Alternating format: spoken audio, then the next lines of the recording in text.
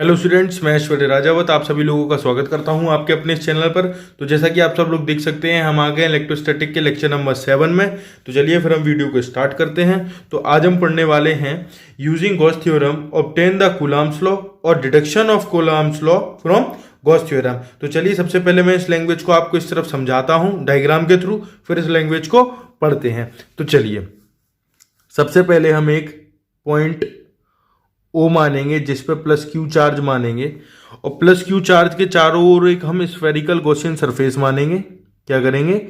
एक spherical Gaussian surface मानेंगे, और फिर हम गॉसियन सरफेस पर एक पॉइंट पी मानेंगे जो कि ओ से पी की दूरी होगी, वो होगी आर दूरी। कितनी दूरी होगी?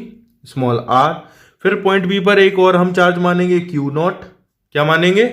एक और चार्ज मानेंगे क्यू नॉट। फिर यहां पर हम एक एरिया का स्मॉल एलिमेंट मानेंगे जिसका जो एरिया वेक्टर होगा वो किस डायरेक्शन में होगा?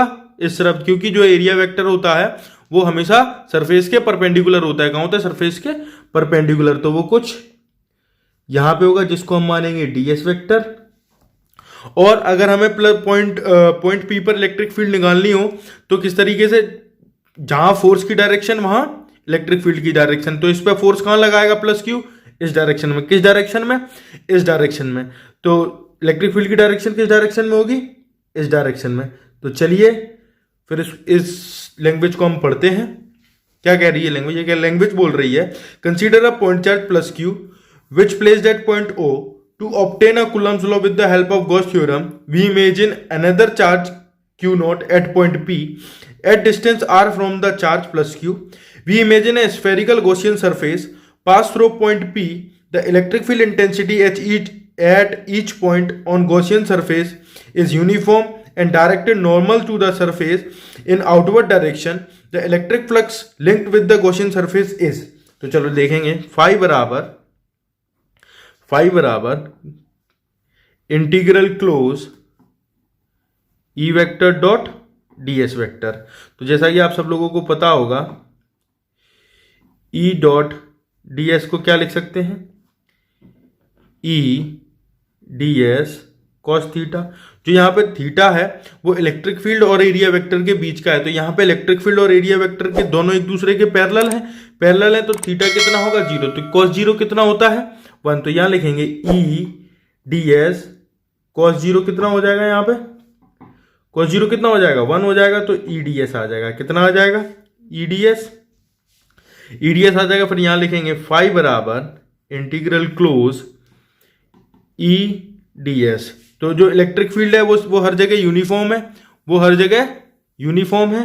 तो इसको अपन बाहर निकाल लेंगे। तो फाई बराबर ई इंटीग्रल क्लोज डीएस। तो जैसा कि आप सब लोगों को पता होगा, इंटीग्रल डीएक्स कितना होता है? एक्स के बराबर। तो ऐसे ही फाई बराबर ई इंटीग्रल डीएस किसके बराबर होगा? एस के बराबर। तो एरिया ऑफ स्फीयर आप लोगों को पता होगा कितना होता है। तो एरिया ऑफ स्फीयर लिखेंगे यहां से।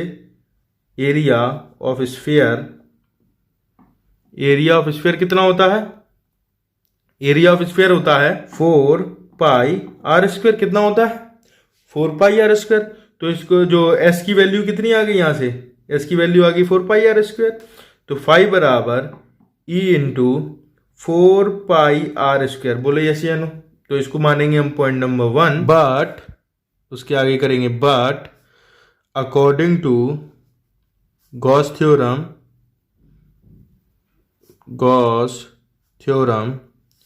जो फाई होता है वो क्या होता है? Q upon epsilon 0। इसको मानेंगे second from first and second. इसको कुछ इस तरीके से लिख देंगे। तो हमें क्या चाहिए? इलेक्ट्रिक फील्ड इंटेंसिटी चाहिए। तो कितनी आ जाएगी? Q upon r square 1 upon 4 pi epsilon 0।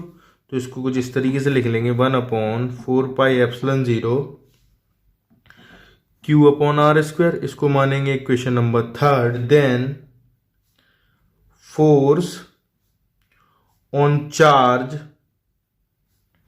Q naught due to electric field. तो आप लोगों को मालूम है कि इलेक्ट्रिक फील्ड की वजह से जो फोर्स होता है वो कितना होता है? E बराबर F upon Q not, F upon Q not. तो जो फोर्स होगा यहाँ से, तो यहाँ से आप फोर्स कितना लिख सकते हैं, क्यू नॉट इंटू ई, इसको मानेंगे इक्वेशन नंबर 4। इसके आगे करेंगे put the value of E from equation number 3 to equation number 4। 3 से 4 में इसकी वैल्यू को रखेंगे, तो F बराबर q naught q upon 4πε0 r square. तो यही अपना क्या है, कूलाम्स लॉ। ये क्या है, this is a coulombs law. यहाँ लिख देंगे हैंस प्रूफ। तो चलिए आज के लिए बस इतना ही, फिर मिलते हैं हम अपनी नेक्स्ट वीडियो में। अगर आपको वीडियो पसंद आई हो तो वीडियो को लाइक कीजिए, शेयर कीजिए और सब्सक्राइब कीजिए। Thank you.